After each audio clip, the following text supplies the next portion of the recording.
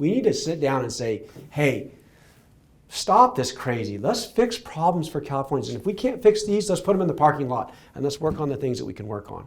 And I will guarantee you it will be a different atmosphere in that building because I will have them in and I will build a relationship. And I'll find out what they care about. And because all of us love California, there's just too much politics in this place. And quite frankly, the power brokers, and what do I say by that? That's the lobbying community has a lot of juice and they cause conflict that we don't need to be talking about. We need to be talking about things that actually affect people's lives.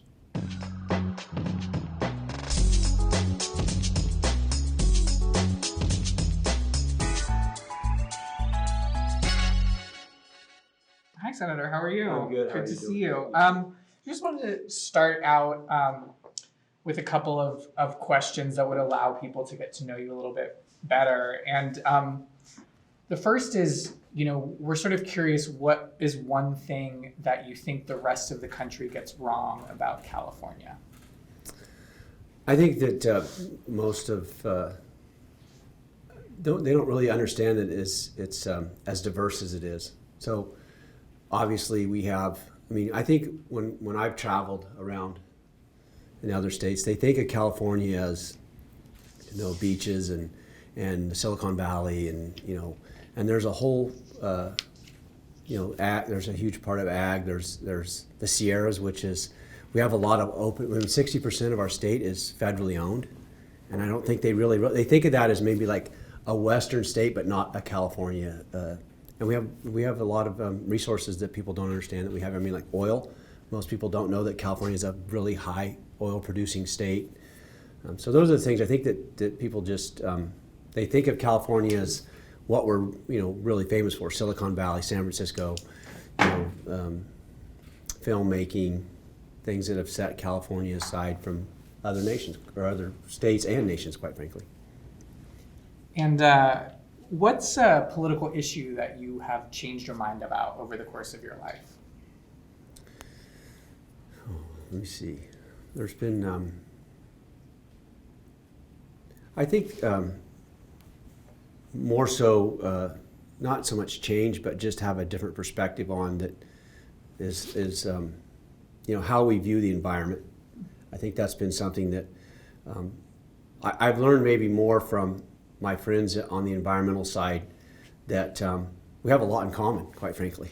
That I was on as a county supervisor. I was a county supervisor for 16 years, and there was I don't know if you guys remember the Unabomber, and there was a gentleman lost his life, and he was with the California Forestry Association, and so this was during what we called the timber wars. Quite frankly, there was what we should do with our forest, and so obviously Lassen County, where I was a legislator or a county supervisor, was in the middle of trying to figure out what we need to do to manage the lands, and so we came together.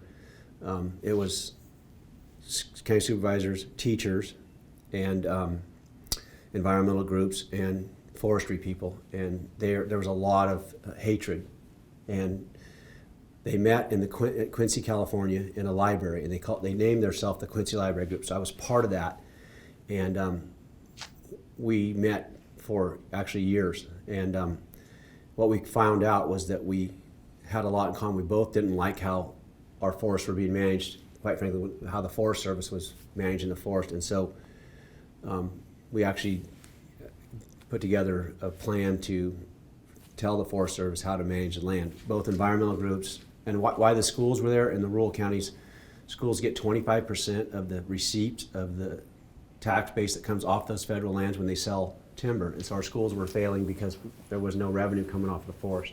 So anyway, I'll wrap this up. I know this is a long story, but we ended up doing a federal bill, and we lobbied the bill in DC, and we put together teams. It would be a county supervisor, an environmentalist, a school teacher, and somebody in the forestry industry, and we went and we lobbied the bill in the House, and we got 429 votes in the House, more than when we declared war on Japan after Pearl Harbor was bombed. We get to the Senate, and we got hung up in the Senate We finally ended up getting Clinton signed the bill, and it got stuck into a trailer bill and basically got pushed out. But what I learned in that process was we don't hear each other sometimes. It's like we do a lot of, it's quite frankly a lot here as well too. We have a lot in common if we just would listen and hear each other and spend time together. I think that's what's really lacking, and so that's been something that I picked up that has really changed my outlook on how to legislate. So then, let's say political reality was no obstacle. What's the one thing more than any other, and I'm going to hold you to one, that you would want to do as governor? Wow. I would say today it is, reduce crime. And maybe that's because I just came from, there's a bill 1042 that's up in public safety. We did a press conference this morning, and I heard the stories of women that have been sex trafficked, and it's crime. There's three things that we're supposed to do in government. One, keep our people safe. Two, build infrastructure together where it's a common goal for the community to build roads and sewer systems, and then three is education. Those are in my mind, the top three things that government is supposed to do. Now we do a whole host of other things, but those are the things that people expect to happen. And so I think those are the top three things that need to happen in government. And so, let's say you are elected. What is then one step that you might take toward trying to reduce crime in California? Well, first, get violent criminals off our streets and back off our streets, and get repeat criminals off our streets. So that's number one. We need to get those people who are continually assaulting other Californians back in prison or jail, and then properly rehabilitate them. But right now we need to get them off our streets. What does that look like to you? Because obviously that's generally a function of local law enforcement, not a governor. So well, it is a function of the state, because we fund the prisons, and under Prop 47 we changed a lot of the way crimes are being classified, and so we need to take another look at that, because it's definitely impacting our communities. Okay, thanks. I'm going to hand it over to my colleague Ben now. Where's Ben? Oh, okay. Senator, thanks for taking the time. I'm Ben Christopher, political reporter and disembodied head of Cal Matters. So you were just touching on this, but I wanted to go a little bit deeper. You were talking about crime. Obviously, that's top of mind for many California voters these days, this year in particular. So could you just name some specific policies that you would push for as governor to address that? Well, number one, we need to, fund public safety in a manner that is, appropriate for to get the job done, and that is done obviously at the local level. I mean, that's done with cities and counties, and we also have the CHP. But and then be able to, when I say fund it, is make sure that the court systems are funded, and the prisons are funded, and that we give, because of AB 109 and Prop 47, we've shoved our responsibilities down on the local level, and they're drowning it's basically a revolving door. They don't have the personnel, and so we need to make sure that we give them the resources they need to properly keep our communities safe.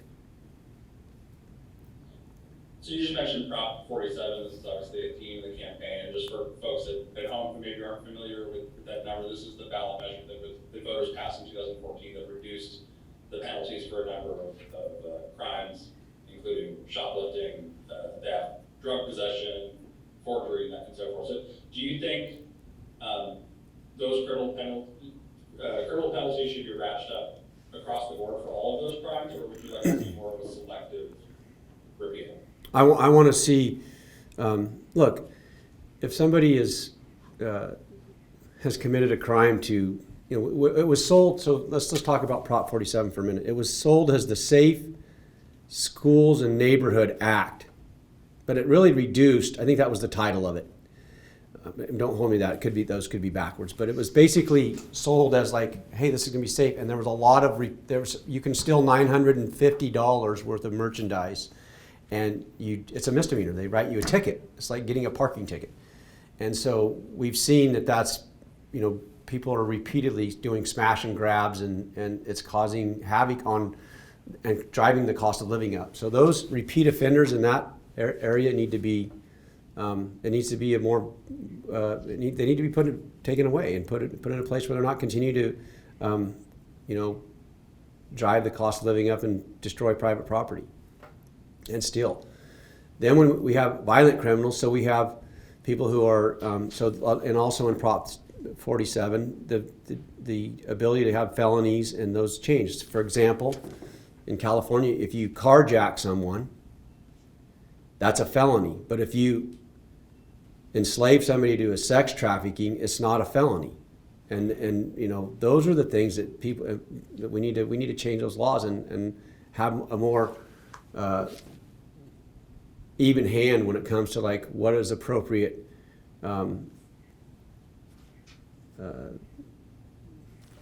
So just to be clear, does that mean that you support a full repeal, or are there instances in which you think? No, I think that if you were in prison for marijuana, obviously in California we've done a lot of movement towards making that it's legal, and it's so. Why would we hold somebody in jail for marijuana? I think most people thought that was what really we were getting when we were talking about Prop 47. And we got something different than what it was sold as. And so look, I'm not for putting people in jail if they have been smoking marijuana. I think and they were non-violent criminals. Most of those people were non-violent criminals. If you're a violent criminal and you have, you know, nobody talks about victims. So if you're victimizing Californians, then we need to stop that. And so I would like to, for example, the bill that's up today would make it a felony if you know, forced a woman into sex slavery. It's not a felony today. So I think we need to really take a good look at our criminal justice and how we, you know, categorize what kind of crime and what kind of punishment it deserves. And I think most of Californians would agree with that. Thank you for that. And just one more question. We're obviously still grappling with yet another mass shooting in California, this one just within walking distance of the Capitol, within walking distance of our office. Is there anything the state can do and or should do to prevent these kinds of tragedies? Absolutely. So I don't know if you followed, but there's a program that the acronym is APPS, and it is, so when you buy a firearm, you have to pay, I believe it's like $50. They do a background check. They fingerprint you. I mean, you're all the laws that are on the books to own a firearm in California are you have to meet the criteria to own a firearm. And part of the money that goes in that $50, some of it goes to actually implement the program, but it's not a full $50. And there's a residual that we had with several million. A couple of years ago, there was a bill that came through that said we should take that extra money that has been charged from actually the purchase of firearms, and it should go to the local law enforcement to get these people who are felons and who that we know have firearms to go retrieve those firearms from them. And quite frankly, that's a program, and the bill, they took the money and they stuck it in the general fund, but it didn't go to the places where it should go. So as governor, I will fund local law enforcement to go retrieve people who are felons that shouldn't have firearms and take them away from them. Does that also apply to restraining orders? So yes, if you have a, there's several. I don't know them all, but I do know that if you have if you've violently offended somebody, or if you had, I think one of these, one of the people that was in this last shooting had a prior record that was that would have taken their firearm away. So, but yes, it's like restraining orders. You've had domestic violence. Yeah. That's the word I was looking for. So domestic Certain violence. People mental who are not stable, quite frankly, and they know they have firearms, and we have the ability to go take those away. We should. Right, thank you. Let's shift to housing. Alexi has some. Yeah, so I have some housing questions for you. We know this is obviously one of the most pressing issues for voters. They've told us time and time again in, public polling, and there's a lot of concern about the fact that housing has become so unaffordable for people at this point. So, what is something you would do as governor to increase the supply of affordable housing in California? So that's a great question, and it's not a one. It's complicated because there's several factors that cause housing to go up, and there's a multitude of bills, and they're quite frankly, they're good pieces of legislation that incentivize us to do good environmental work. So when I say that, I want to preface it with the fact that we talk about CEQA, right? Everybody talks about CEQA. I actually think CEQA was a great law. And people look at me and like, I'm a Republican saying that. But what was CEQA original purpose was to, if you were going to impact your neighbors, now remember, I'm a farmer and I am a private property loving type person. And it's what makes America great, is that we have the ability to own a piece of land. So if somebody's going to do something next to my property and it impacts my property, CEQA allowed me to know what was happening next door. And rightfully so, I should be mitigated if it's going to impact me and my neighbors. So that's what the law actually was set out to do. Unfortunately, it's turned into a pawn in many schemes. It's used for, and I know this because I sat on the Board of Supervisors for 16 years and looked at developments, and I dealt with CEQA more times than I would care to tell you about. I was so glad when I became to the legislature and didn't think I was going to have to look at development anymore because it's divisive in your community. And you're losing every time you take a vote. There's no way you can win because everybody is at the table. So CEQA is used by big business. And what do I mean by that? It is used if this company wants to build a gravel pit and this company already has a gravel pit, these guys sue these guys to stop them from competition. Okay? It's used with labor. So organized labor wants to build things with their people and they hold out and they sue or till they get a project labor agreement. So labor uses it. Then the environmental community uses it to, quite frankly, either block or extract as well from the developers. So those three facts, that's why you'll never see a CEQA bill get out of this house or out of this legislature, because there are too many power brokers that care about using it as a tool that it was not intended for.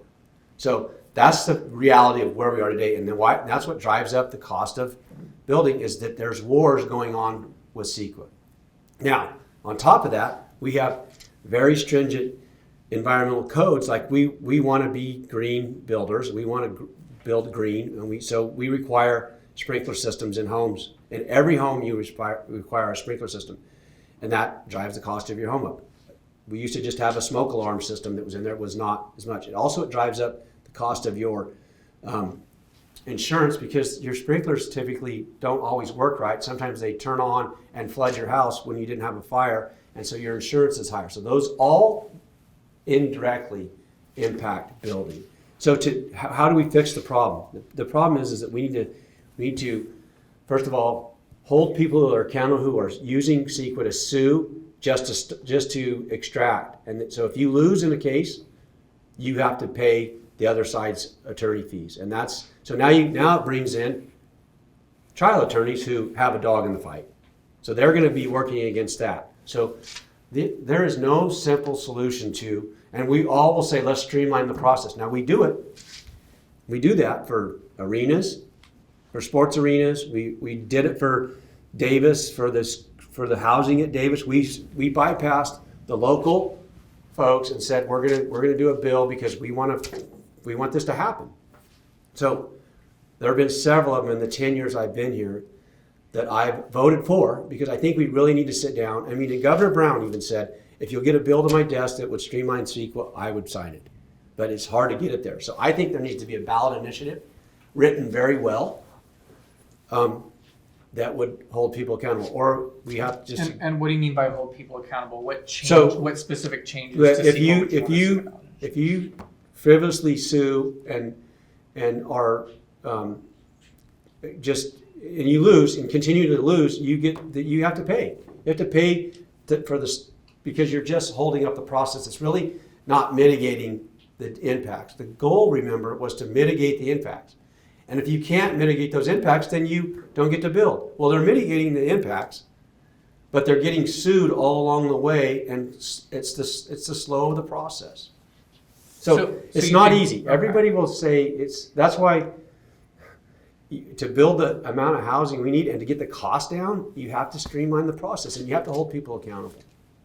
You also, it sounds like, mentioned some building regulations that you think are unnecessary. Say that again. It sounds like there were some building regulations that you think are unnecessary and you would eliminate. Are there any No, specific well, ones? I didn't say eliminate. This is what their laws and they're you shall do this. So if you're going to build a home in California, you have to have solar on it. You have to have a watering system in it that stops fire. I mean, and it's green. You have all these things about green buildings. So you have to have light switches that come on and off when you. I mean, all this stuff drives. I mean, I'm not saying it's bad, but all that is for consumer. Most of that is for consumer protection as well. So when you get a permit to build a house, you have, when you sell it, it said it met these criteria as the building code to be there. So I think there's some opportunity maybe for.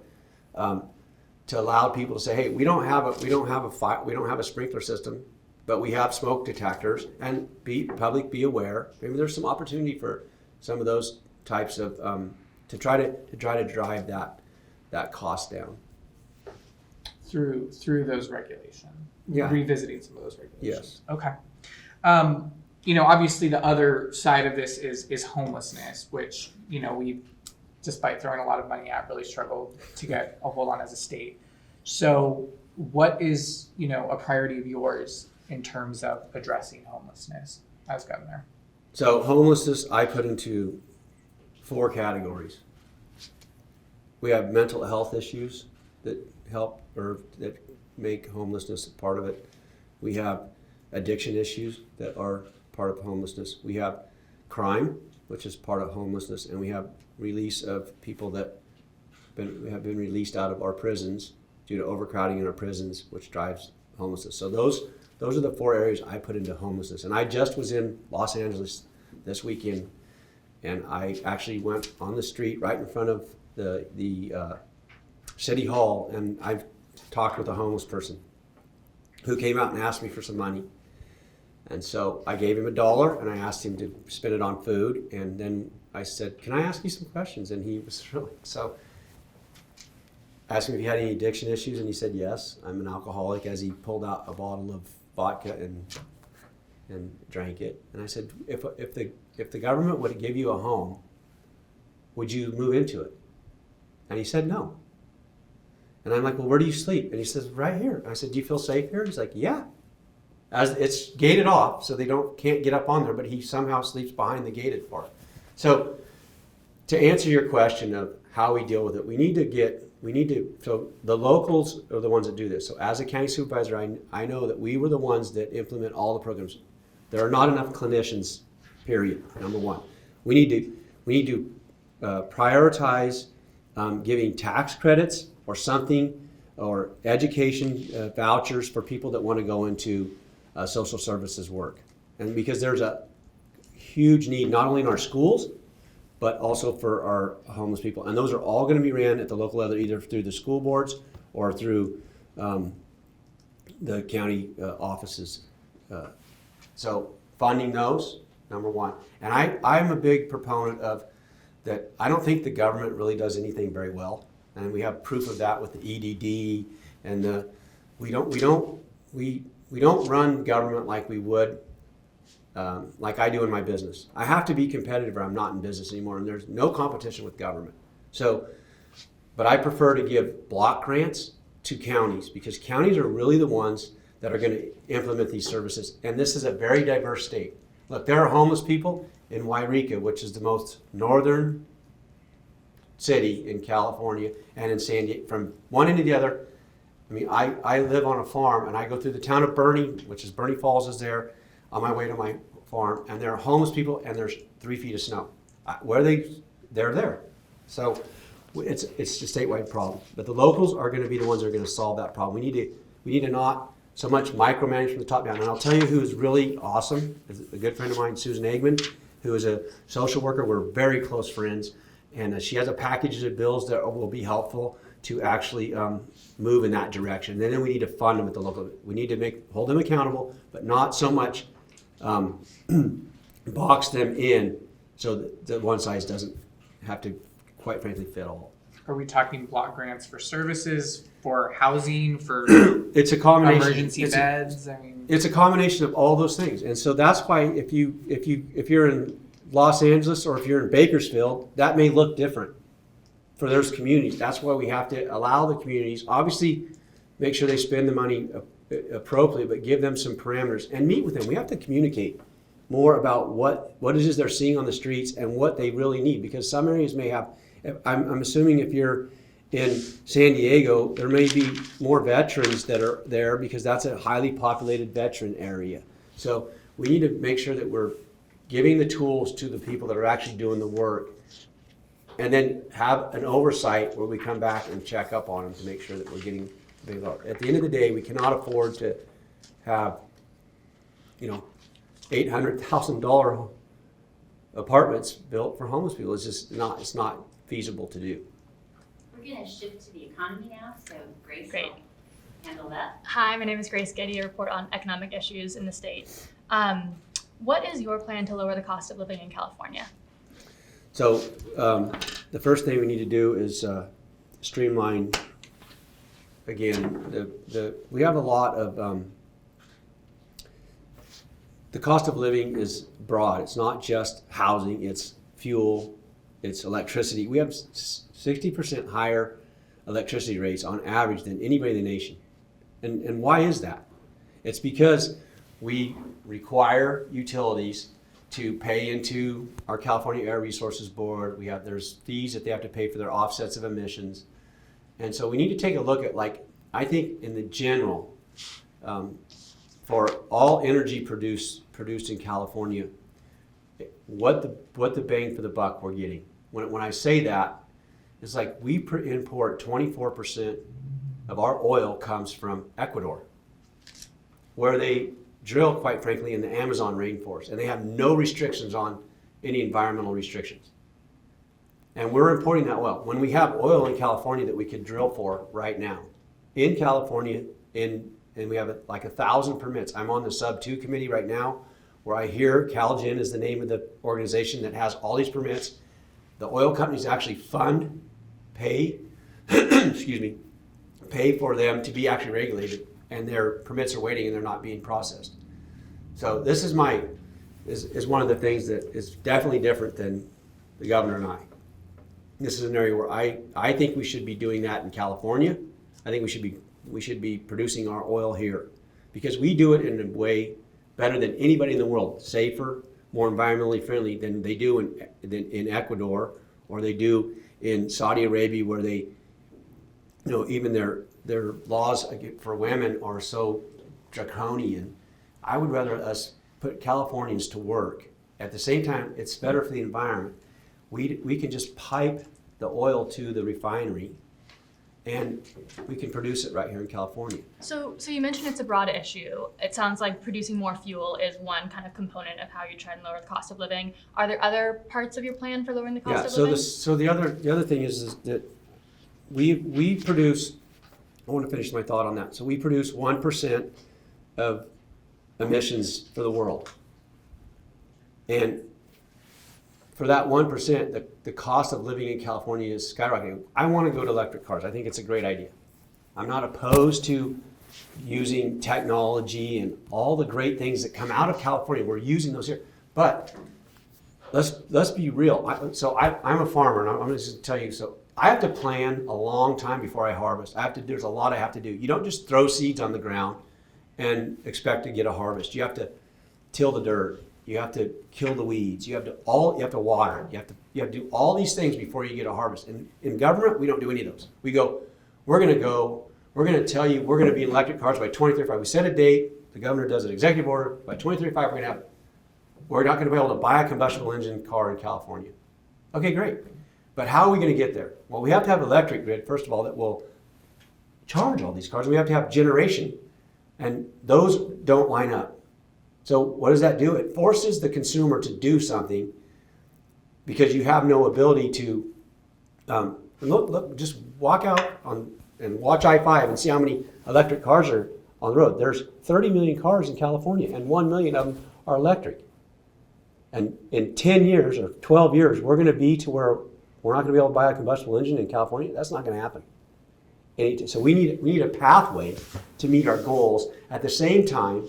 So we need to make sure our electric grid is up for the task, that we can get power from one place in California to the other. We overgenerate power in California that costs the ratepayers $1 billion a year, and we send our electricity to Arizona, and we're paying for it. It's because we don't have transmission to get the power from Bakersfield to San Francisco. We need to build a power line, and that will reduce our cost of living because it now drives down the cost of the energy. So when you talk about cost of living, it's a factor of many things, and that's quite frankly what we don't do across the street. We just put out targets and expect for something to change without it elevating the cost of living. And people are leaving California. This is the other thing that we must understand. A little hiccup in the economy. Californians, Betty put it out, it was a few years ago, there was 7,800 taxpayers in California that paid like 40% of our taxes. It was insane. These are very wealthy people that are paying, and it's because capital gains is where we get most of our taxes. So when the stock market's doing well, California's doing well. When it takes a little bit of a dip, it's going to really drastically change. And we might see that soon with the rise in the interest rates, and that'll change. And then we'll see. And we have a lot of ongoing commitments that will have to be funded, and we already are taxed at the highest level in most other states. So I'm going to jump in here because I want to get a question about jobs in. What would be your plan for ensuring that California adds jobs that pay workers enough to access basic necessities like food and housing and healthcare? So that's a twofold question. You can't just do it by raising raising like the minimum wage or something like that. You have to drive the cost down of their goods and services. So we talked about electricity and fuel and those things and housing. You have to try to drive those costs down. At the same time, you have to allow companies to be able to stay in California, make sure that they have incentives to stay in California, and that'll allow them to hire, which gives you good paying jobs. Competition is good, and that's what we need more of in California is the competition to be able to, which drives up the wages for individuals. What incentives would you offer to keep businesses in California, since you mentioned that? I would try to keep them on a level playing field to keep them in California. And quite frankly, we don't have that right now. So I'll give you an example. I produce cereal grains. I'm a seed farmer. We raise cereal grains. So 95% of my farm is certified organic. So I get a premium for my crop because it's certified organic. So I'm trying to compete. So I'm in California. So my farm is about 100 miles from Oregon and about 150 miles from Nevada. So I compete against those farms close by me, and I also compete against Washington State, and I compete against other countries who ship seed in here. My fuel is $2 a gallon, $1.50 on the average higher than the guys in Oregon. My electricity rates are higher. My water rates, my regulations are higher. I have laws that I have to abide by, which all drives up the cost of me providing a product. When all the difference is they just ship it. So we are at the disadvantage in California of whatever the cost is to ship it in here is how we have to compete, but we have a lot higher inputs. My labor, my workers' comp, all those things are higher. And so companies have to be able to compete. And if we can't compete in California, we will quite frankly, and that's the tax base that drives your economies. What is one specific thing you try and do as governor to make it a more competitive, to address some of those issues, make it easier for California companies to compete? I think the easiest, most efficient way is to drive down the cost of energy. Those are directly impact people daily, whether it's electricity or fuel. There have been some calls for more comprehensive tax reform, especially in light of kind of volatile tax revenues. Would you support changes in either income taxes or sales taxes to account for the shift to people purchasing more services? I really prefer, I like sales tax, not that I want it to be more, but my point is it's more fair. It's fair. It's very fair. So the more there is no bracket. If you consume something, you pay, right? If you want to consume less, you pay less. And so it's a really fair system. I like that more than I like picking winners and losers in saying whatever bracket you're at. Sales tax are fair. So is there any changes you would make to the tax code? Well, those are huge, tough ways to get things done because, as you know, sales tax typically goes to cities. Counties get property tax. Schools get so it's complicated. So you can't just across the board say we're going to go to one system. But I will share with you that we have to be more competitive. When I say competitive, we have to incentivize people to want to stay here, businesses. And we saw last year, since 2018, 265 businesses moved their headquarters out of California. Tesla, Oracle, HP, those are huge tax bases for our state, and they're gone. So, are there changes to the tax code you would make to try and Yeah, I change would that sort of definitely behavior? talk to those companies and find out how we can keep those companies in California so we have their tax base. Absolutely. We had Prop 30, which we've driven up the tax. All right, We're gonna you shift to turn it over. healthcare now. This is Kristen. Kristen has no. Hi, I'm Hi. Kristen Wong. I'm one of the health reporters here. You've been vocal about opposing single-payer healthcare this year, as recently as a few months ago. And for the listener, single-payer healthcare would have eliminated out-of-pocket health expenses by raising taxes and creating a state-run health system. I believe when the bill died, you tweeted that it was a win for California families. What did you mean by that? So that really wasn't a single payer bill. It was a government-run healthcare system. And again, the government doesn't do things very well, and the cost of that bill would have actually driven it up. And we need competition in healthcare. We have to have competition. We cannot allow it to be where you're stuck with one option, and that's why I don't like it to be a universal government-run healthcare system. I don't think it'll be efficient, and if you look at other countries that have tried it, their services are not very good. And when you mentioned, the cost of healthcare, when there's a very frequently cited California Healthcare Foundation study right now that surveyed many people across the state and found that half of Californians in the past year delayed healthcare because of the cost. And that very frequently resulted in worse outcomes and bigger expenses down the road. Do you think the state has done enough to rein in the cost of healthcare for individuals? So I was a big factor in, we had the balanced billing bill. I don't know if you're familiar with that. So that was, I was a co-author, but the bill was it was a Rob Bonta bill to start with. And what the problem was is if you went to get a surgery and your anesthesiologist wasn't in your network, you got a personal bill. And it happened to many, actually Tom Lackey, some remember Lackey, it happened to him. So the doctors and the health plans were at odds about how it should happen. And so anyway, I weighed in on the bill and I went with the plans. I don't want my constituents getting an out-of-network bill when they really did have insurance and it should have been paid. So it was a great bill. We actually, it failed the first year. The second year we came back, and so Jim Wood then became the health, he was on the health committee. Rob went to some other committee. And so Jim and I are really close. He has the second Senate district. We have a lot of the things, our districts mirror each other, and a lot of the things are in common with us, and he's a good friend. So I sat down and I said, we should do a bipartisan bill, right? So now, and it will get out. I think we can get enough Republicans and enough Democrats. So we went to the health plans and sat down with them and said, hey, we're gonna do a bipartisan bill. We want you to be part of it, and we want the docs to be part of it. And, you know, first of all, the lobbyists are like, oh, we don't, you know, they go to war. That's what they do. They're at war all the time. So we actually had like 12 meetings, and we forced them. We didn't force them. We asked them, you can either be part of it or not. And we worked really hard, and we came up with a bill. And the great thing was, is this is what I talked to you about when I first came in. Communication is like key.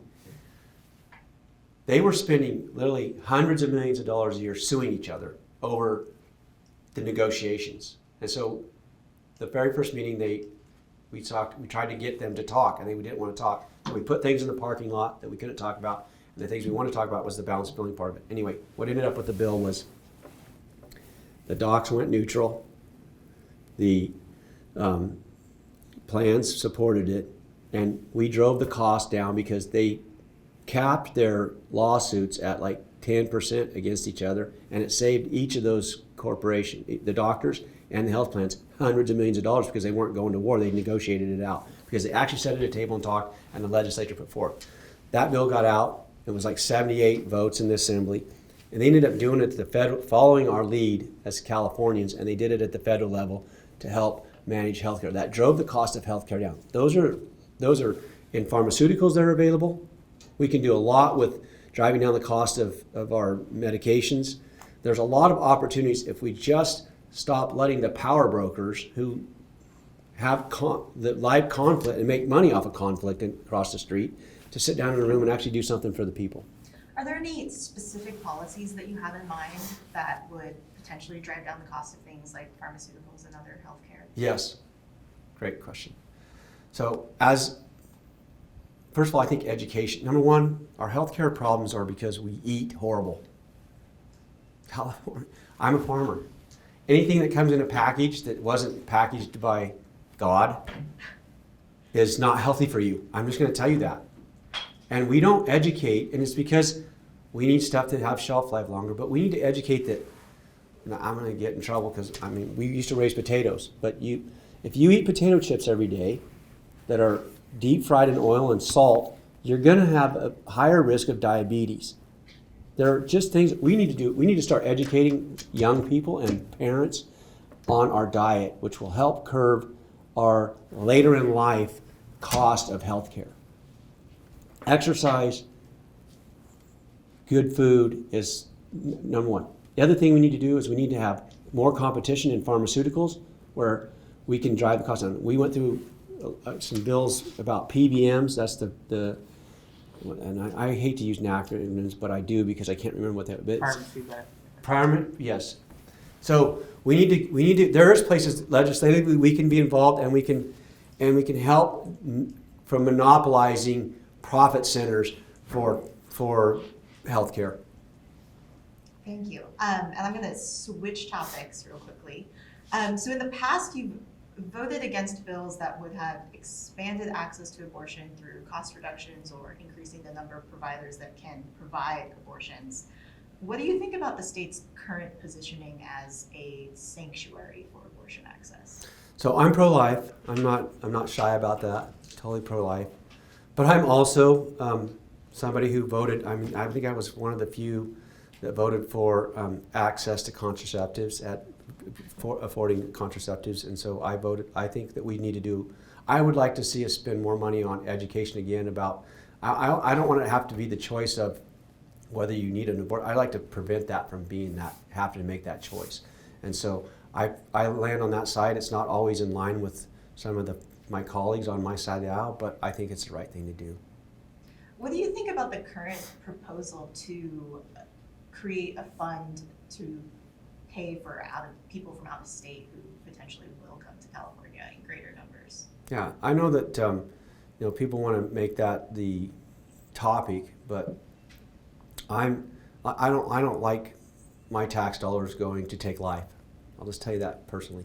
So, but does that mean that I won't have resources available to educate and try to avert those? No, I would put a lot more towards that. We're going to switch topics here and talk about the environment. All right, that's back to me. So if you're elected governor, you're coming in the middle of yet another California drought, and you've got sort of a decision to make here. Would you support the governor issuing mandatory water conservation? So we are in a perpetual water conservation mode already. So that's just a soundbite that I don't believe is going to make much difference at all. We, in 17, the end of 2017, the last 2 months of 2017, November, December, and the first 3 months of 2018 were the wettest in the history of the state, the wettest months. And Oroville Dam toppled over the top and it broke. And so what happened though is we don't manage our water very well in our reservoirs. We let that water go when we should be conserving that water. And right now we're in a drought and our reservoirs are very low. So I'm somebody who is really connected to water. I mean, it's very critical for agriculture and it's critical for wildlife. And I'm a big wildlife person too. I voted for the water bond. My district voted against the water bond. I voted for the water bond and worked with Anthony Rendon on the bill. And because it had storage and it had off-stream storage, which is great for the environment. It's not putting a dam on a river and stopping fish from moving around. It was basically Sites Reservoir is something we should be building today.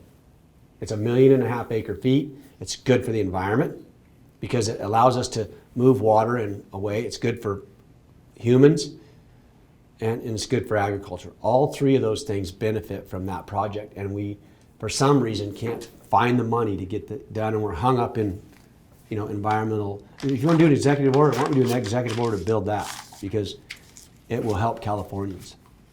So in the meantime, though, no mandatory water conservation. No, I want to look. If we have to conserve water, we can't. We've conserved water in California about to where it's really hard to conserve without fouling land, which we're going to do this year. 500,000 acres, according to Karen Ross at Ag Day the other day, will be fouled this year. 500,000 acres, 500,000 acres.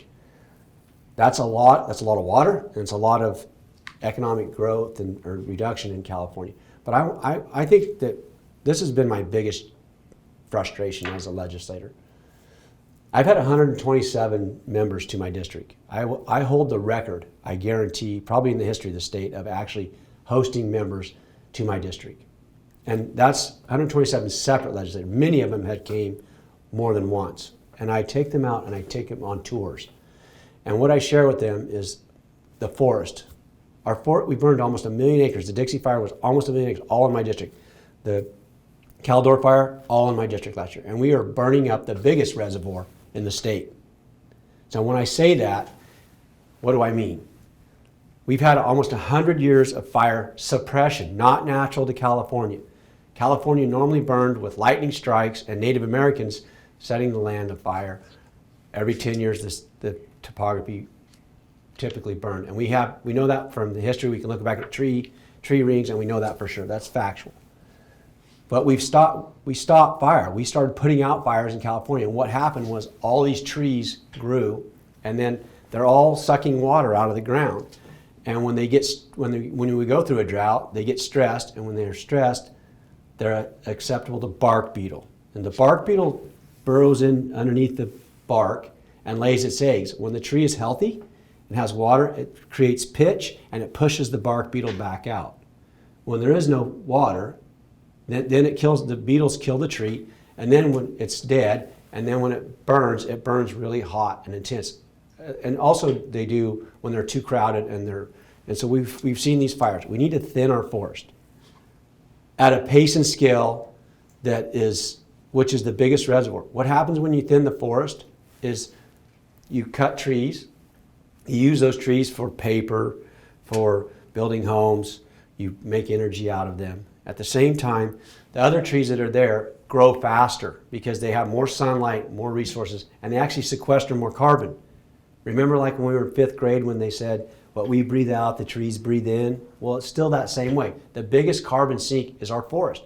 And we don't pay attention to it. We regulate your lawnmowers and your weed eaters and all that as the forest burns, and they don't count the carbon in the forest. I did a bill that says we need to count the carbon that we're releasing in the forest, because it's more than all the cars in California.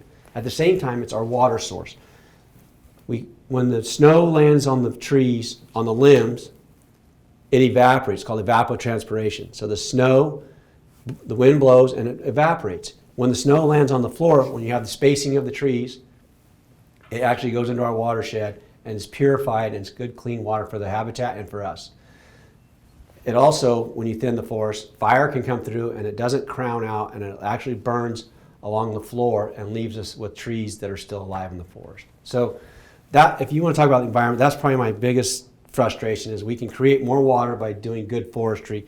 It's good for the environment, it's good for the habitat. The fires don't burn so hot and intense, and it doesn't cost us billions every year to put these fires out, at the same time destroying our natural resources. And Rick, could I jump in on that? Sure. Does that mean you would direct CAL FIRE to ease back some of its suppression activity? No, it has to be, you have to, it's a dual funding. So you have to fund CAL FIRE to put the fires out, and you have to, at the same time, you have to fund efforts to thin. But we don't have infrastructure, and we need to incentivize companies to have infrastructure. The other problem is 60% of it is owned by the federal government. So we need to have a partnership with the federal government that says we are going to treat watershed by watershed.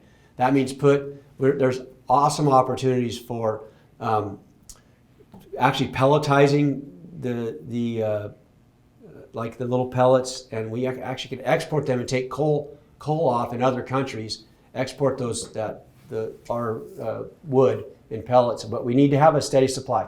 You can never get a company to invest literally hundreds of millions of dollars to build these plants if they don't have a steady supply of commodity to come off to pay for it. You'd be coming into a state that has passed laws mandating certain greenhouse gas reductions over the next few decades. What would you do to ensure that California meets those goals? Well, I would first count all of the greenhouse gases that were out. I mentioned fire. I think we need to count all of them and not just pick and choose the ones we want. So, real quick, you want to save the environment? Build transmission lines. Period.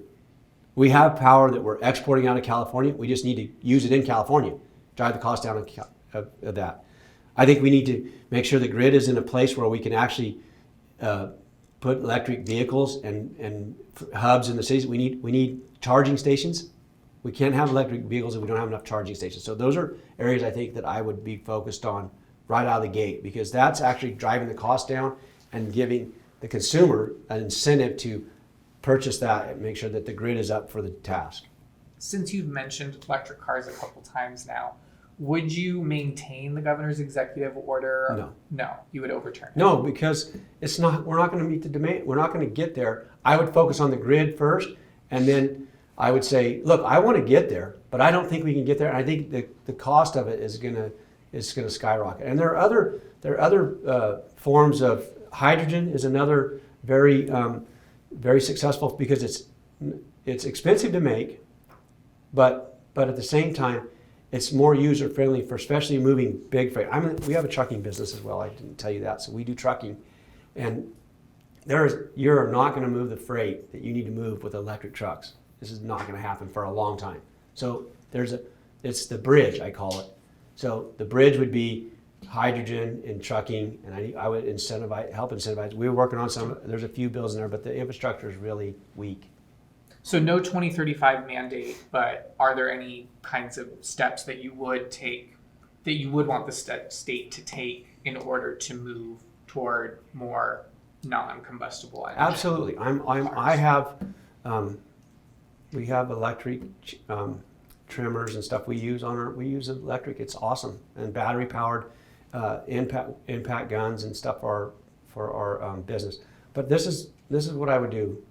First, I would have a real audit of where our power, where our grid's at between all the companies, not just, and the CCAs and the munis, and figure out what areas of the state are we overproducing and underproducing, and try to figure out how to get that power distributed. Number one.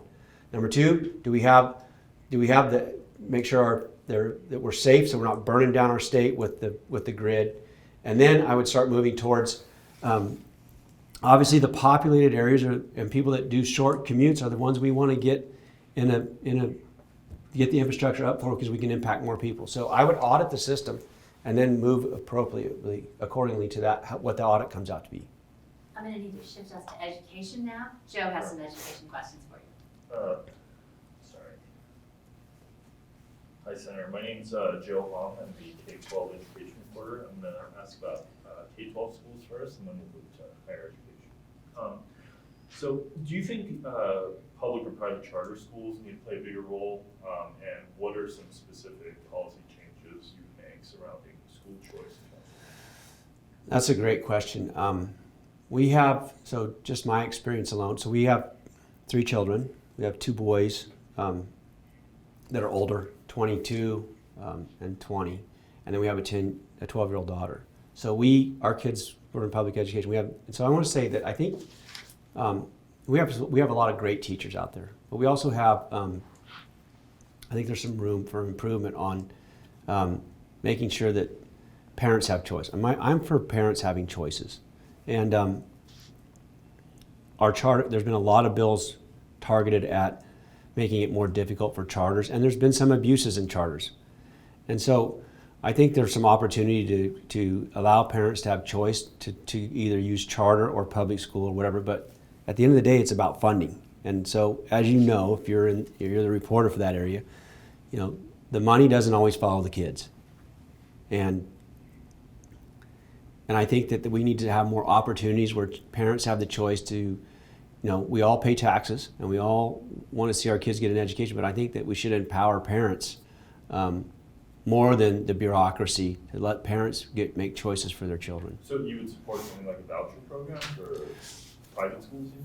Yeah, well, I think that if there's opportunity for the parents to be able to choose where their kids go to school and they get to direct the money, that you would see a lot of change. I think you'd see a lot better schooling.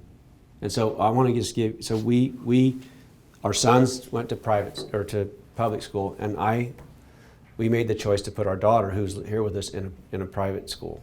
And so we've got to witness the difference. And a lot of laws have changed in the time that, the 8 years that our kids are apart. And so we made that choice, and it's a tough choice. It's a tough choice because you're paying for public school that you don't have to put that money out. And not everybody has that opportunity, but we thought it was better for our daughter to do that. And so if the money was able to follow my child, I would choose the school that she was in now instead of the school that is the public school. I want to ask, because I asked about charter schools, and sort of the first thing you said was that there are great teachers in this state, but there are some that need improvement. How would sort of a school choice model improve the quality of teachers in California? Well, competition always pushes you to be better. When you have competition, you have to be better. And so the more competition we have, the better you're going to, and it gives the parent the choice. So we've seen, there's some really things happening in education I think that people need to pay attention to. 27,000 kids left LA Unified School District last year. We don't know where they went. I sit on the education committee, and Hertzberg brought a bill, and I'm like, where'd they go? Well, we don't know. Well, they're not there. We don't know what happened to them. So something's going on that parents are not happy with our system, and we need to figure that out because our education system is not turning out the products that we want, and parents are going to something different. And I want to ask about sort of that exodus later, but first, just nationally and historically, students of color have achieved at lower rates than sort of their white classmates across the board. How would you help reduce the achievement gap in California? Again, and let the parents have the choice with a system of them picking where the money that we all pay goes to. And I think that no matter what ethnicity you are, or what income bracket you're in, and we could even go maybe a step further. I mean, this is something that is look at poverty levels, and if you're in a higher poverty, more money would go toward the lower ones to have a better choice to the less fortunate. So, as you probably know, the state uses a formula for channeling extra money to schools right now. schools with more low-income students. Is this funding formula working, and how would you fix it if you don't think it is? Well,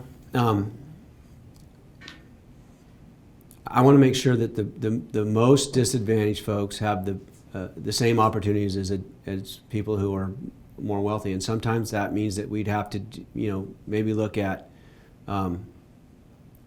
the income levels and be able to allow somebody with lower income levels to have actually more resources. And what would that look like, though, if you were to, embrace this sort of school choice model? Do you think isn't there the chance that it would just exacerbate sort of these disparities where wealthier families have more resources, they can shop around more for schools, whereas lower income families might just sort of be stuck with their neighborhood school? Yeah, well, I don't believe that. I think that if you give the power to the parent to be able to choose, and whatever school they choose to go to, the money follows the student. Doesn't go to the parent, it goes to the school. Then that parent can pick from 4 different or whatever options, or private even. And then you'll see competition, and you'll allow the ability of that parent to have choice. If you don't do that, you have one choice right now. And no matter how much it's like when you look at the money, I believe in empowering local school boards too. Look, we do a lot at the top down. There's a lot of top down management. And I mean, we need to empower school boards and parents, quite frankly. Parents will do the right thing for their children every single time if you give them the opportunity to do it. It doesn't matter if they're wealthy or poor. They want a better future for their children, and they'll do the right thing, every single time. And so you mentioned those tens of thousands of students who left LA Unified this year, but declining enrollment in California has been a problem for the better part of a decade. How would you remedy declining enrollment? Well, again, you can't legislate what people choose to do, but you can legislate to give them the opportunities to have the resources to go where they want to go. And I guess sort of tied to declining enrollment, California is also experiencing a teacher shortage. How would you remedy that? We have to pay them a fair wage, and we have to give them the tools they need to teach. And quite frankly, we need to focus more. There's a lot of things that we force our schools to do that is more. They're dealing with like a lot of other things besides teaching. Mental health is one we talked about earlier, right? And we need to be able to. There was Portantino had a great bill I supported that would educate the bus driver, the people who do the kitchen, all the people who touch children to see the first signs of depression, right? And the bill, we got it out of the Senate and it died in the Assembly. That's an area where I think we could empower teachers and we could educate them to help our students. We've seen such a rise in suicide and depression and bullying, mainly in the last 4 or 5 years. And so I think there's opportunities there for sure. And that's an area that I would definitely take money out of the general fund and go right to the students and the teachers. Moving then to higher education. So right now, 18% of undergraduates at the University of California are from out of state. Mm-hmm. Do you support the state paying the University of California to enroll fewer out-of-state students? Do you think there needs to be more California residents at this campus? I'd like to see more of our Californians be able to have an opportunity to go. And what about Cal State campuses? Because right now, those universities have way more qualified applicants than the space. So how would you sort of support that demand? And how would you make those universities more accessible? I don't have an answer for that question. I don't know what the silver bullet is for that. All right, we're gonna have Ben wrap up with a few more questions. Great. Well, thank you again for giving us so much time. I just had a question about inequality.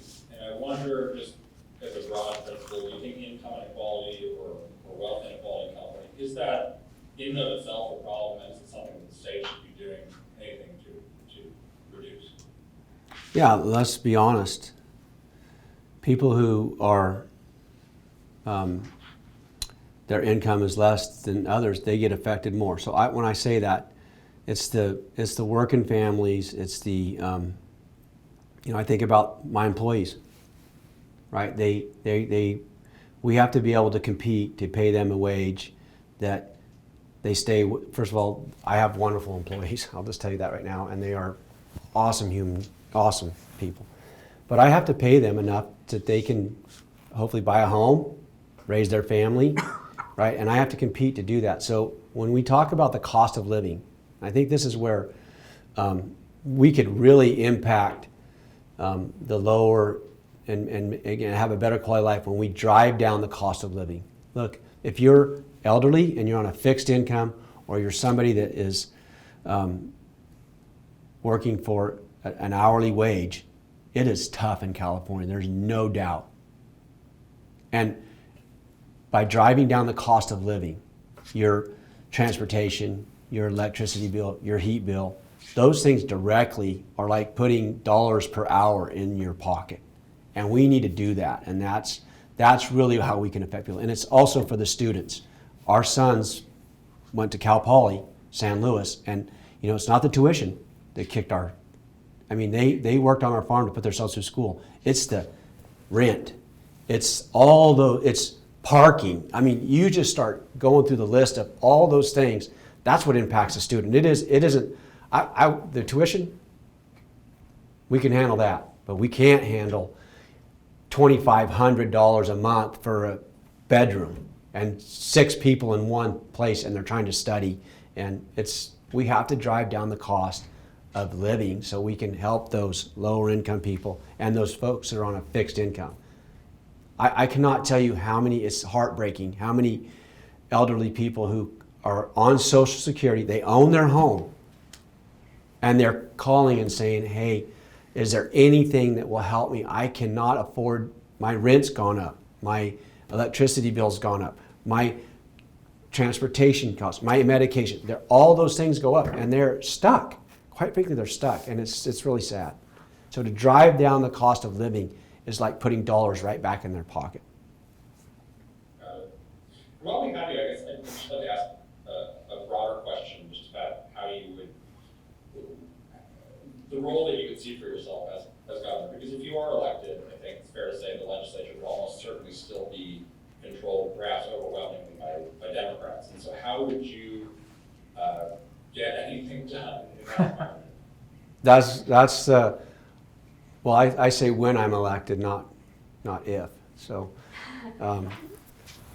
I've been in the minority my whole career, so I don't know if you know much about I spent 16 years on the Board of Supervisors and 10 years in this legislature. I know, and when I talked about the Quincy Library Group, I've been working with Democrats for a long time. Look, I believe it's the joke in the Capitol right now. So the senators that I'm close with, I have a really interesting opportunity. Kamala Lager-Dove example. She represents I was in LA last week and I know her district, but she's also been to mine. We have a lot in common. We have poor people. At the end of the day, we have poor people that want the same things, but our relationship. So I will. The joke in the Capitol is that they'll have more access to the horseshoe than they do now. And I'm not going to say their names because I know you guys will print this, but they're like, some of them have now been to meet the governor. It's pathetic. It's like, how do you expect to get anything done if you don't work with people? I will have every single legislator in my office when I'm governor, and we will talk about their district, and we will talk about the challenges, and we will find places we can work together. And I've been doing that. That's why I brought people. I brought the Black Caucus to Lake Tahoe. Shirley Weber was the chair, and I have a wonderful relationship with her, all because we just broke bread. Our kids played together, And we disagree on, Susan Hagen's my best friend in the legislature, by far. She's LGBT, she's a lot of things I'm not, but we are like, she's my best friend. I love her. We disagree on all kinds of things, but we're friends, right? That's what this place needs more of. We need to sit down and say, hey, stop this crazy. Let's fix problems for Californians. And if we can't fix these, let's put them in the parking lot and let's work on the things that we can work on. And I will guarantee you it will be a different atmosphere in that building because I will have them in and I will build a relationship. And I'll find out what they care about and because all of us love California. There's just too much politics in this place. And quite frankly, the power brokers, and what do I say by that? That's the lobbying community has a lot of juice and they cause conflict that we don't need to be talking about. We need to be talking about things that actually affect people's lives. And I have a track record of doing that. It's not like, people say that, but I've actually done it. And I would encourage you to ask some of those legislators. I mean, the speaker has been to my farm, saw his first bald eagle in the wild on my ranch, right? And he took a photo of it and he was like, he saw 5 of them that day. So when I go to talk to him about the environment, he trusts me because he knows I actually know something about it. And I'm not just some, soundbite person that is saying crazy stuff. Senator, you've been very gracious with your Yeah. time. If you have just a few more minutes, Sure. we would love to do like a quick lightning round. We had a few questions that we didn't get to, and we have an issues grid that we're going to fill out for voters, and we have a very popular Okay. voters guide. So I thought if this was the questions lightning quickly, round. If you can answer quickly, we'll, But let me kick it off with this one. Why are you a Republican? I'm a Republican because I believe in I'm a conservative. I want to make government work, and I believe that my party aligns more. I'm aligned more with that than this party than I do with other parties. Everybody else jump in. So speaking of the current governor, you've called him a dictator. What do you mean by that? We're under a state of emergency when we don't need to be under a state of emergency right now, and we've brought that bill forward many times. We're 2 years into this pandemic, and we know a lot more than we did when we started, and it's time for us to be able to listen. He's doing no bid contracts by himself without the involvement of the legislature. That to me is one guy in power, and it's wrong. I've had one more question about taxes. Would you support an increase of the tax rate for upper income residents? And if so, what would that money be used for? No, I wouldn't support that. They already pay. They're the highest payers right now, and they're leaving our state, and we need those people to stay here. Would you try and make any changes to the income tax code? I'd like to see it. I'd like to see it leveled out and not. It's complicated. Look, you can't just answer that with one word because there's all kinds of different bills that allow some to to do other things than others not to. And so, but I would try to drive down the cost of businesses' expenses at the same time providing what people need from their government and balance that out.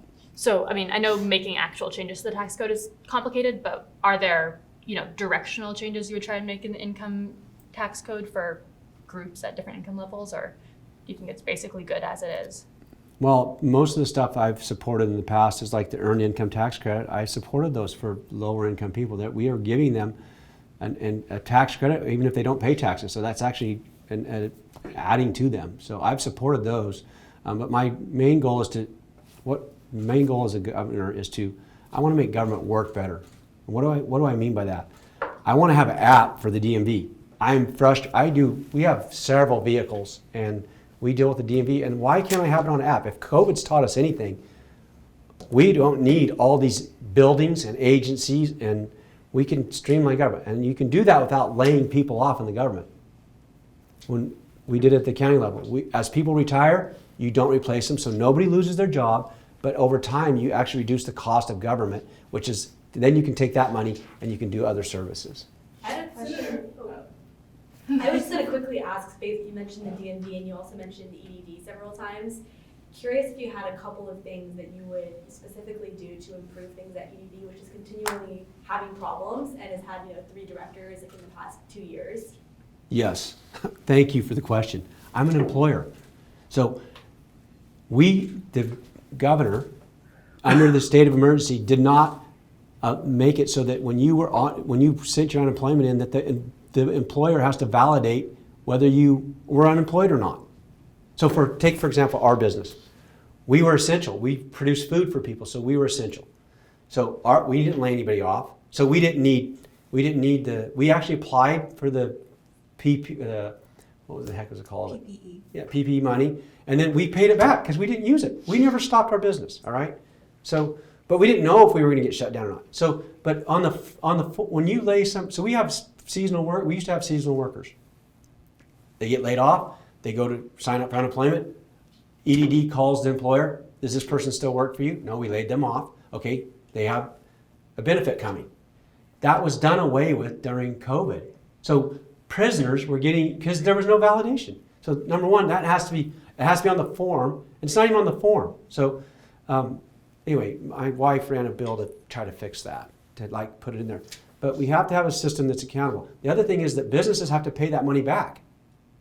So it is it's like $400 a year for our business, for every employee. When we didn't even lay anybody off, we're paying for those. It hurts businesses. So we have to stop the fraud, and that's one way of stopping the fraud is validating that you actually have a business, that you actually worked. So people that didn't even work were getting unemployment.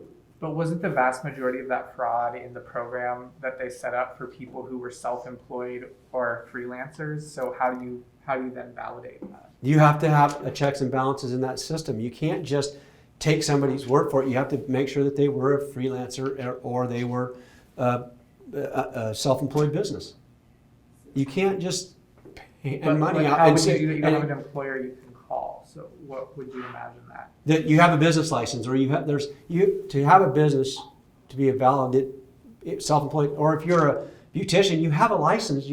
There's all these things that say, okay, you have to submit that you have a license, and that this is where your business is at, wherever residence it's at, or it's at 10th and K, and that would validate that you actually. But they didn't. They just opened it up. So if you send it in, I mean, that's where the fraud came in. People just sent it in, and they got $20 billion that every small business, every business in California has to pay back. And it's expensive. Senator, one of the things about being governor is you'll get appointments to the bench. How would you shape California courts? Well, I would obviously interview the candidates and make sure that they are, upholding the Constitution of California and the Constitution of the United States, and then we would appoint them. So would you be looking for certain characteristics of people? Yeah, What people kind of that person? understand the Constitution and the Constitution of California. I'm not. I'm one. If you're qualified to do the job, then we should appoint you, and we would validate those individuals. I do it every day in my business. I want the best qualified person I can get to work for me, and that's what I'll be doing as governor. The other thing great about being a governor is you do get those appointments to the agencies as well. So, the water board appointments, the air board appointments, the natural resource appointments, there's Democrat legislators that that tease me about, hey, this is my appointment I want, right? So I'm really close with, like John Laird, a good friend of mine. We knew each other before I came to the legislature. I helped him on some legislation. I was on the Sierra Nevada Conservancy Board, which he formed. And so we got to know each other. So anyway, we were talking about resources agency because that's what he was. He was the secretary. So we tease back and forth. So you're looking forward to those, I take it. Oh yeah. Are you closer friends with Democrats than Republicans? Because all of the legislators you've mentioned today are Democrats. And I'm curious if you have a closest Republican friend in the legislature, or if you find yourself working more actually with Democrats. I have a lot. So I focused more on building relationships with Democrats because I already have Brian Jones is he's one of my favorites on the Republican side. He's a really good man.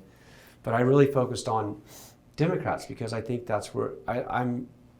So most of I've really built a lot of it. And we had, so the other thing that was really fascinating is I came in a class that was 40 legislators. So Anthony Randon came, Susan Eggman. There was There was a lot of Chris Holden. There was so many of us that were freshmen all at the same time.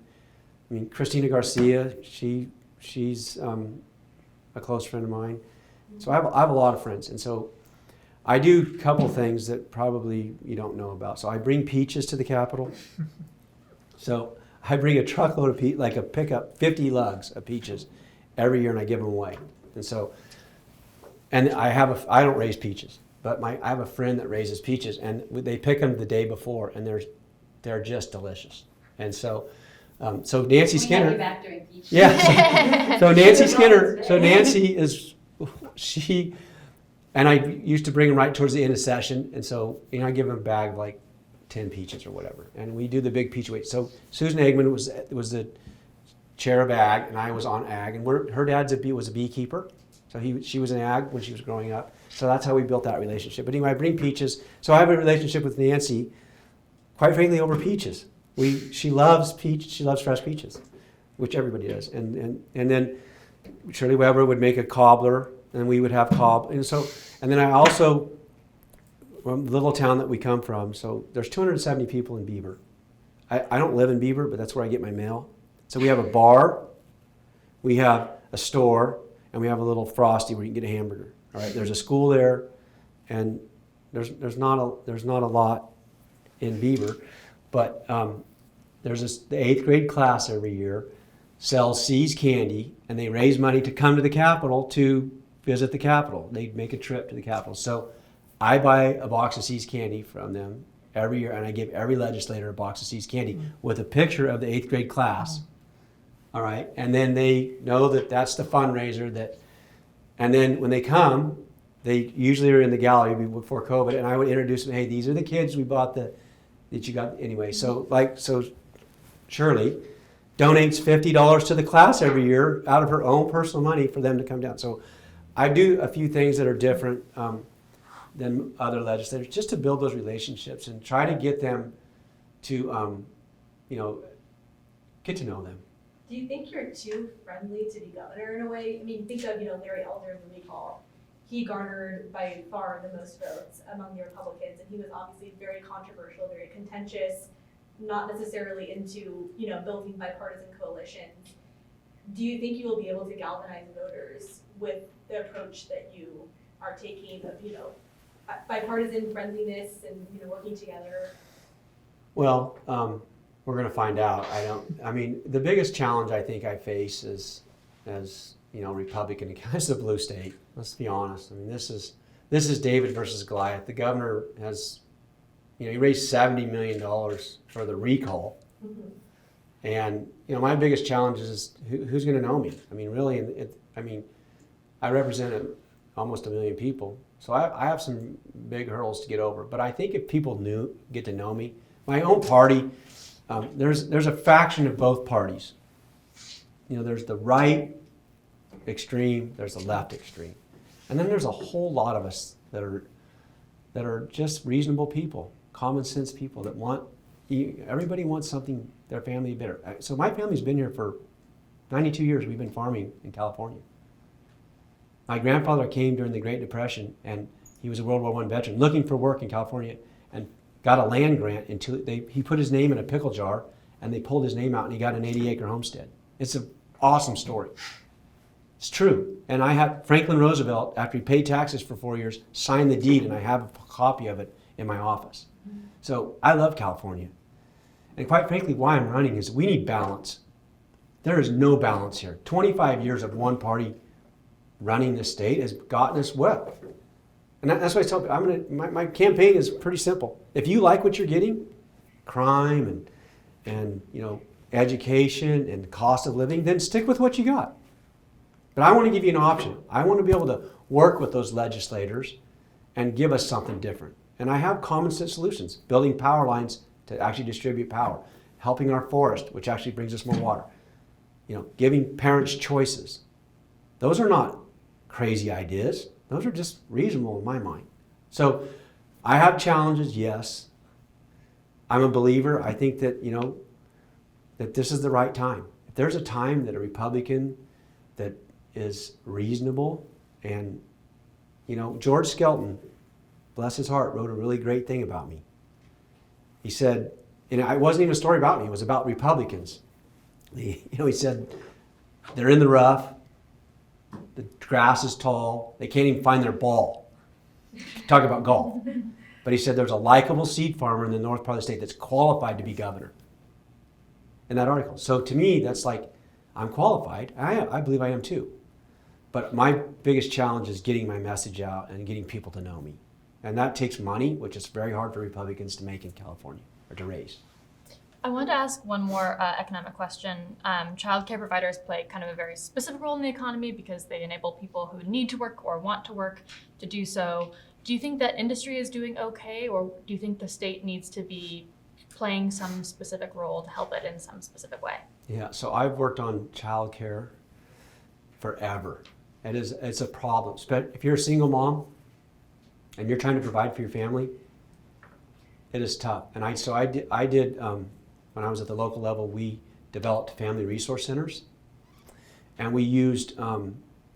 So if you guys remember the tobacco settlement, there was 25. They raised tobacco 50 cents a pack. 25 cents went to First Five Commission, and 25 cents went to the counties. And so we used part of our 25 cents to take care of our health care for our retired employees, because we know that smoking caused a lot of those health issues. So we used some of that. We used the other 25 cent, or part of that. We partnered with the First Five Commission and did family resource centers to try to get wraparound services for the disadvantaged folks that were in our rural areas of the state. So yes, I'm all for, I think that's something that we should do as a taxpayer. I'm happy to help a mom or a single parent or somebody with their child so they can go to school or do a job. Absolutely. I think that's something that's reasonable. So what are the changes you would try and make as governor? It depends on the budget, obviously what the budget looks like, but I would like to, I'd like to empower family resource centers or places where parents or single parents or people that need help or need daycare and those things to allow them to go to school, and I'm for that. I don't think that's something that's not reasonable that the government should help with. And to Do you that support- lightning round, fracking, yes or no? You would continue fracking? Yeah. And death penalty? Yep. Other people like Do you that? support cap and trade? I do, but I don't like how I want it to be spent in a way that actually helps the environment. That my biggest challenge with our way we do it is we don't really. I think we could do a lot better job of actually. I want to keep Californians working. I don't want to import and think we're saving the world when we're actually doing not by importing those goods that we need. They're not doing the same environmental laws that we're doing here. So I guess what change would you want to see to the cap and trade system? Because we're not far off from, I think, yet again having to potentially extend it if lawmakers. Right. Well, they're also talking about the price, which is something Senator Wieckowski and I go around and around about. So for me, it has to be something that not California is the only place doing it. It has to be something like, if we're really going to tackle this, we got to tackle it in a holistic way. That's my frustration is that we're driving people out of California. At the same time, we're not doing the best thing for the environment in the world. One more question for you from me. You've been one of the remaining lawmakers at the Capitol who's been vocal about not getting vaccinated against COVID. I wanted to ask why you made that choice, and do you generally oppose vaccine requirements for students in No. school? So I consult with my doctor, and our children are vaccinated. We're not, but for me, I think it's a decision between you and your doctor. I don't think the government should be in that decision, and so that's where I've been. I had COVID twice actually, and my doctor says I have the perfect antibodies. So I don't want to get in between, you and your doctor. I don't think that's my expertise, and I don't think the government should be there either. That's So between you and it your sounds like you felt like because you already had COVID that you didn't need to get the vaccine, or was Right. there something else? Okay. Yep. And would you? It it also sounds like you think vaccine should be a choice between a person and their doctor. So again, do you generally oppose these vaccine requirements we have for students entering schools? Yeah, I'm not going to force anybody to get a vaccine if it's between them and their doctor. And so, period. Now, does that mean that, I mean, there's some bills, I oppose 277 and 276, which were pay-in bills that required, you know, it forced parents to do something if they want to go to public school. I think there should be, look, I'm not a doctor, period. And that's between you and your doctor. And there's some people that, for good reason, take advice from their doctor, and it puts them in a really tough position. I have another COVID question. Can't escape it. In 2020. What'd you say? Another COVID question.